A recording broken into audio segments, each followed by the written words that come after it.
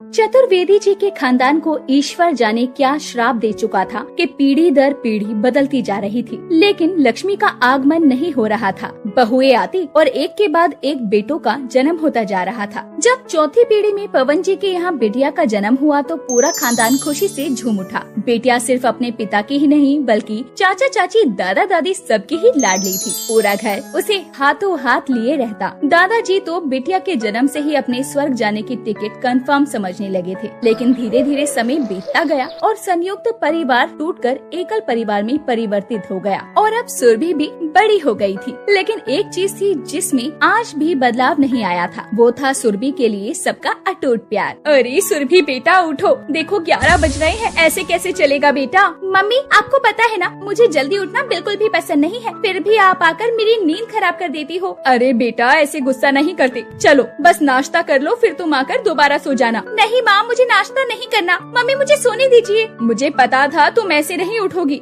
सुन तो, आज तुम्हारी भाभी ने नाश्ते में क्या बनाया है? क्या बनाया है? तुम्हारी पसंदीदा पिज्जा के पराठे बना रही है, जल्दी से उठकर आ जाओ। क्या? मेरी भाभी वर्ल्ड की बेस्ट भाभी है, मैं अभी आती हूँ। सुरभि किचन में जाकर अपनी भाभी से पिज्जा पराठा मांगने लगती है। अरे सुरभि ब्रश तो कर ली थी, ऐसे ही खाओगी क्या? भाभी शेरों ने कभी ब्रश किया है क्या? मैं चतुर्वेदी खानदान की एक लौती शेरनी हूँ, अगर मैं ब्रश करूँगी तो शेरों की तौहीन हो जाएगी। अच्छा अच्छा ठीक है, खा लो, तुम हमारी शेरनी ही हो। सुरभि की बात सुनकर काजल और सीमा हंसने लगती हैं और सुरभि मगन होकर अपना पिज्जा पराठा खाने लगती है। सुरभि कोई छोटी बच्ची नहीं थी, अब वो पूरे 24 साल की हो गई थी, लेकिन जरूरत से ज्यादा लाड़ प्यार में अभी तक अपने जीवन की सच्चाई को फेस करना नहीं सीख पाई थी। दोपहर के 3 बजे। अरे सुरभि अभी तक लंच नहीं किया तुमने? दोपहर के 3 बज रहे हैं, जल्दी से खाना खा लो वरना मम्मी जी मुझ पर नाराज होगी कि खाना नहीं दिया मैंने। अरे भाभी चिल, मम्मी जी से मैं बात कर लूंगी। आज मैं अपने दोस्तों के साथ क्लब जा रही हूँ, वहीं पर लंच करूंगी और मम्मी को बता देना आज शाम को थोड़ा लेट आऊंगी।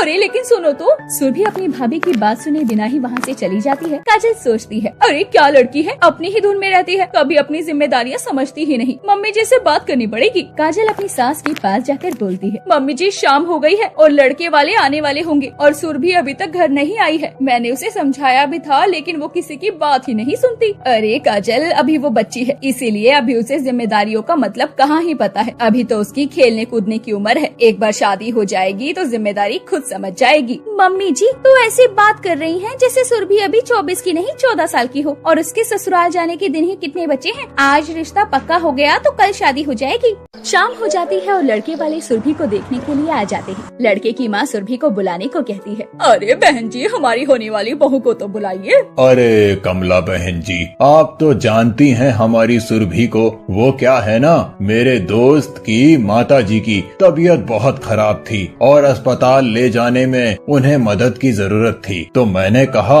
लड़के वाले तुम्हें बाद में देख लेंगे, पहले तुम मदद करके आओ, इंसानियत का दर्द सबसे ऊपर है। अरे वाह भाई साहब वाह, ये होते हैं संस्कार। हमें आपकी बेटी की सोच और संस्कार बहुत पसंद आए। आप किसी दिन समय निकाल कर हमारे घर आइए सुरभि को लेकर। जी जी जरूर। ये सब देखकर काजल सोचने लगती है, कहानी तो पापा जी ने बहुत अच्छी बनाई है। अगर कमला आंटी को पता चलेगा कि सुरभि अस्पताल नहीं क्लब गई है तो वो किस मुंह से सुरभि को अपनी बहू बनाएगी। उसके बाद चतुर्वेदी जी की कहानियों का ऐसा जादू चला कि सुरभि और कमला जी के बेटे आलोक का रिश्ता पक्का हो गया और देखते ही देखते सुरभि और आलोक की शादी हो गई। शादी के बाद सुरभि अपने ससुराल आ जाती है। शादी के बाद दूसरी सुबह को। सुरभि उठो जल्दी से, कपड़े बदल लो, मम्मी अभी चाय देने आती हैं, उन्हें तुम्हें ऐसे शॉर्ट्स में देखकर अच्छा नहीं लगेगा। अरे क्या है आलोक, तुम्हारी फैमिली कंजर्वेटिव थिंकिंग की है क्या? अरे नहीं नहीं, मेरी फैमिली ऐसी कंजर्वेटिव सोच की नहीं है। मम्मी तुम्हें ऐसे शॉर्ट्स में देखेंगी तो कुछ कहेंगी भी नहीं, लेकिन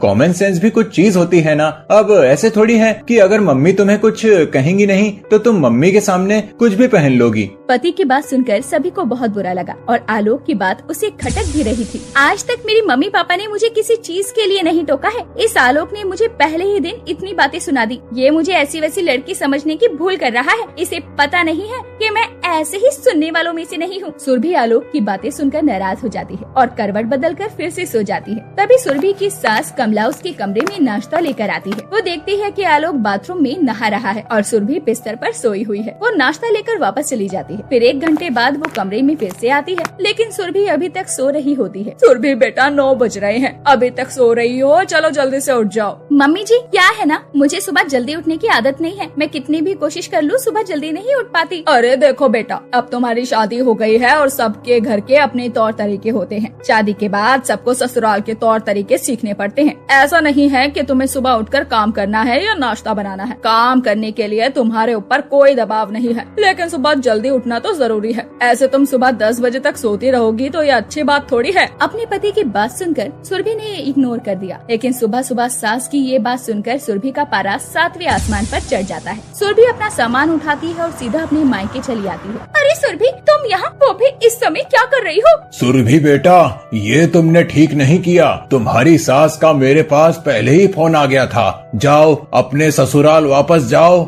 अपने पापा के कहने पर सुरभि अपना मन मारते हुए वापस ससुराल चली जाती है, लेकिन वहाँ उसे किसी से कोई मतलब नहीं होता। वो हर समय अपने फोन में लगी रहती है और आलोक से भी कोई खास मतलब नहीं रखती। आए दिन अपने फोन पर सब बताती है। ऐसे ही समय बीतता है। एक दिन सुरभि की सास उसे चाय बनाने को बोलती है। ये सुनते ही फिर से सुरभि अपना सामान उठाकर मायके चली जाती है। सुरभि बेटा, तुम ऐसे अचानक कैसे आ गई? आने से पहले कॉल तो किया होता। अरे मम्मी, आपने शादी से पहले आलोक के परिवार को नहीं जाना था क्या? मुझे वो लोग बिल्कुल भी पसंद नहीं आए। मेरी सास ने तो मेरा पहला दिन ही खून पीना शुरू कर दिया। बेटा, तुम अपनी सास से लड़कर आ रही हो क्या? देखो मम्मी, मुझे लड़ने का कोई शौक नहीं है, लेकिन उन्होंने सुबह मुझे इतनी बातें सुनाई तो आ गई मैं अपने घर। दोनों बातें कर ही रहे होते हैं कि काजल की फोन पर कमला का कॉल आता है। हेलो आंटी, नमस्ते। कैसे कॉल किया? मम्मी जी, कमला आंटी का फोन है, बात कर लीजिए। तेरी सास का फोन है।